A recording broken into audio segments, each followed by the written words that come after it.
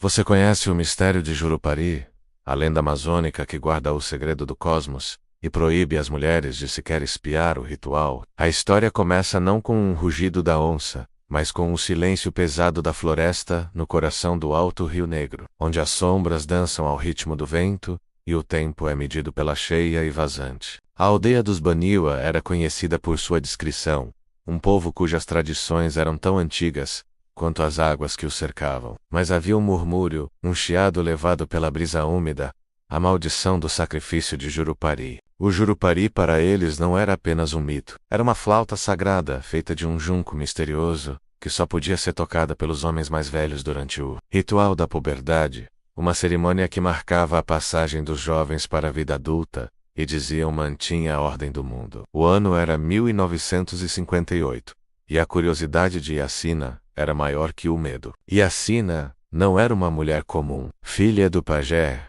Ela havia crescido ouvindo os ecos profundos da flauta, Jurupari que ressoavam da casa dos homens, um local proibido a ela e a todas as outras mulheres da tribo desde o nascimento. A lenda contava que, nos primórdios, as mulheres detinham o poder do Jurupari, mas o usaram de forma imprudente e egoísta, transformando o canto sagrado em caos. Para reverter a desordem, o herói mítico, Jurupari teria tomado o instrumento e imposto a proibição, sob a ameaça de que qualquer mulher que visse ou ouvisse o instrumento de perto seria amaldiçoada com a loucura, ou em casos mais graves, engolida pela própria selva. A pressão da curiosidade atingiu seu ápice na noite da lua nova, o ápice do ritual. Os homens pintados com genipapo e urucum haviam se isolado na casa comunal, e o som grave e gutural da flauta Jurupari já pairava sobre a aldeia. Era uma melodia que não se parecia com nenhuma outra. Não era música, mas sim uma vibração primordial que parecia penetrar na própria alma. Yacina,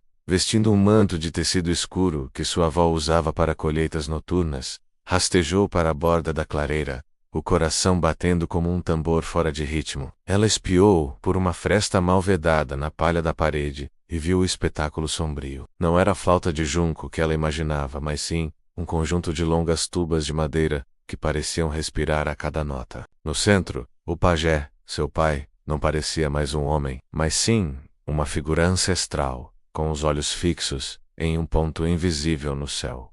E foi então que ela viu o sacrifício. Não havia sangue, mas sim algo muito mais perturbador. A flauta não estava simplesmente sendo tocada, ela estava sendo alimentada. Um líquido espesso, de cor escura, extraído de uma fruta rara da mata, era derramado em sua abertura, enquanto os homens mais jovens entoavam cânticos em uma língua que Yacina nunca ouvira. A atmosfera era de intensa concentração e reverência, um poder bruto e antigo que a atingiu como um choque elétrico. Naquele instante, o pajé ergueu os olhos, não para a fresta, mas para o céu. E Yacina sentiu que ele a havia visto, não com a visão humana, mas com o conhecimento profundo de quem está em comunhão com o invisível. Em pânico, ela recuou, tropeçando nas raízes expostas e fugindo para a escuridão da mata. Ela correu sem rumo, o som da flauta agora distorcido em sua mente transformando-se em um zumbido enlouquecedor. Ela não estava mais fugindo de seu pai, mas sim da melodia proibida que havia se instalado em sua cabeça. No dia seguinte, Yacina voltou para a aldeia. Seu corpo estava intacto, mas seus olhos, antes cheios de curiosidade, agora carregavam o peso de 1000 anos. Ela não conseguia falar sobre o que tinha visto. A visão da flauta e do ritual havia se tornado uma névoa, mas o sentimento permaneceu, uma certeza aterradora de que o segredo não era sobre o poder, mas sobre a fragilidade do equilíbrio que Jurupari havia estabelecido. A proibição não era uma punição, mas uma barreira necessária para proteger a ordem de um conhecimento que a mente humana, especialmente a feminina, mais ligada à criação e ao caos instintivo, não conseguiria conter sem romper a fina membrana entre o mundo e o submundo.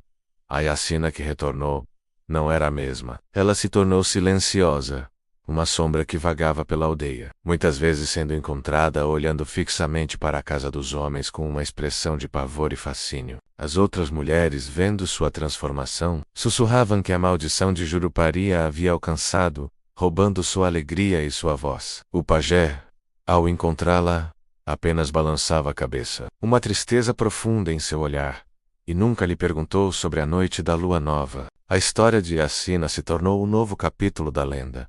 Um aviso vivo. O segredo do Jurupari é que ele não é apenas um instrumento, é a própria lei da selva.